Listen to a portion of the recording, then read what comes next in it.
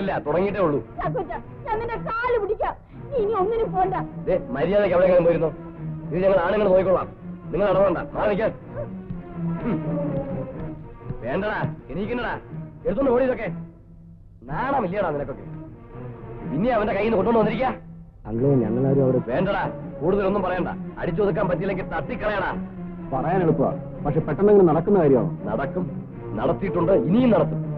ചൂറുമായിരിക്കണമെന്ന് മാത്രം. എങ്കിലും ഒരു കുഞ്ഞു പോലും അറിയാൻ പോണില്ല. നിനക്കൊക്കെ കേൾക്കണോ? അന്ന് ഇഞ്ചക്കാടന്റെ തൈ കെട്ടിവെച്ച തൊമ്മിച്ചന്റെ കൊലപാതകമില്ലേ, അത് ചെയ്തതേ ഇഞ്ചക്കാടനല്ല. പിന്നെ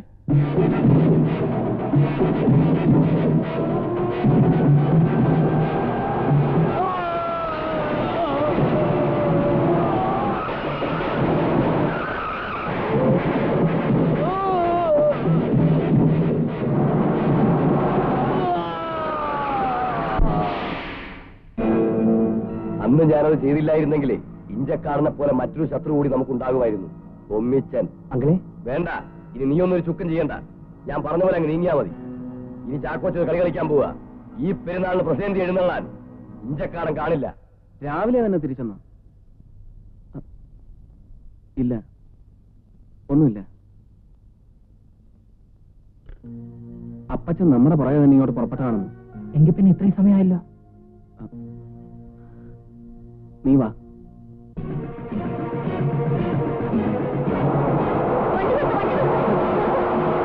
എന്താ എന്നെ കുട്ടി? ഞാൻ നിങ്ങളെ കാണാൻ ഇറങ്ങിയതാ. എന്താ കാര്യം? അവിടെ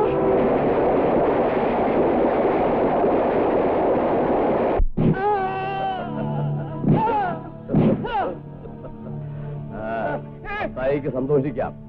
ഈ വോട്ട് കമ്പനി ഉൾപ്പെടെയുള്ള ഞങ്ങളുടെ എല്ലാ സ്ഥാപനങ്ങളും ജപ്തി ചെയ്യാനുള്ള ഉത്തരവ് കോടതിയിൽ നിന്ന് വന്നിട്ടുണ്ട്. എന്താ ചാക്കോച്ച ഈ പറയണേ? നിങ്ങളുടെ വീഴ്ച കണ്ട് കൈ കൊട്ടിച്ചിരിക്കാൻ അത്ര മനസാക്ഷിയൊന്നും ഇല്ലാത്തവനല്ല ഞാൻ.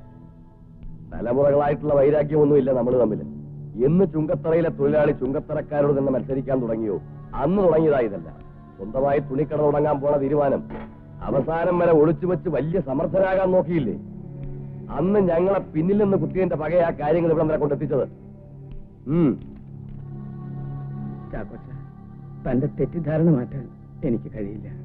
ഇപ്പൊ എന്താ വേണ്ടത്? ഇഞ്ചക്കാടൻ മത്തായിയുടെ മരണം, അതിൽ കുറഞ്ഞ ഒന്നുകൊണ്ടും ഇനി ഞങ്ങൾ തൃപ്തരാവില്ല. ഒഴിയടാ.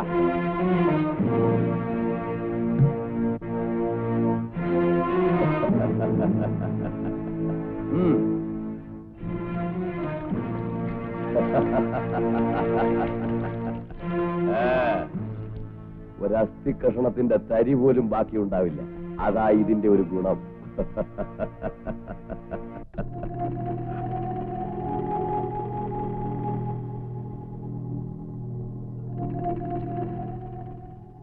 അപ്പൊ നമുക്ക് കൊളുത്താം, അല്ലേടാ പിള്ളേരെ?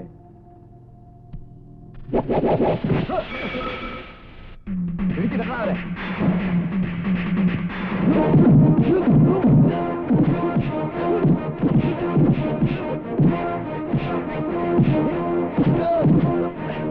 അപ്പച്ചൻ പറഞ്ഞതുകൊണ്ട് ഇത്രയും കാലം ഞങ്ങൾ ക്ഷമിച്ചു. ഇനി എന്താ ചെയ്യണം? അടിച്ചു നിരത്തരോ.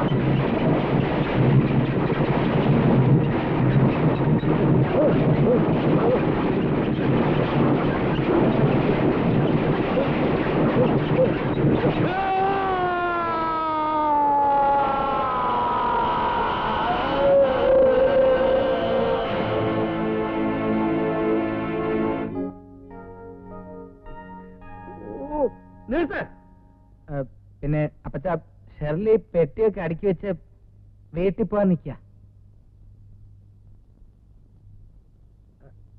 എന്താ അവള് പോണ്ടേ? അതല്ല അപ്പച്ച, പറയാനുള്ളത് തുറന്നു പറയടാ. അത് പിന്നെ അമ്മച്ചി പറ. അയ്യോ ഞാൻ പറയത്തില്ല, അന്നക്കുട്ടി നീ പറയൂ. എനിക്ക് ഞാൻ പറയത്തില്ല. അമ്മച്ചി പറ. മക്കളെ നീ തന്നെ പറയണം. അമ്മച്ചി പറ. അമ്മച്ചി അറിയില്ല. ആരെങ്കിലും ഒന്ന് പറഞ്ഞു തോലക്കി. അപ്പച്ച ഇവരെല്ലാരും കൂടി പറയുന്നു ഞാൻ ഷെർലിയെ വിവാഹം കഴിക്കണമെന്ന്. അപ്പൊ ഇതായിരുന്നു നിന്റെ മനസ്സിൽ, ഇതുവരെ ഈ അമ്മയുടെയും മക്കളുടെയും താളത്തിനൊത്ത് ഞാൻ തുള്ളി. ഇനി ഈ അമ്മയുടെയും മക്കളുടെയും താളത്തിനൊത്ത് തുള്ളാൻ എന്നെ കിട്ടുമെന്നാണ് എനിക്ക് തോന്നുന്നത്. അല്ലേ എലിക്കുട്ടി? അതന്നെ. ഇതന്നെ. അതെ.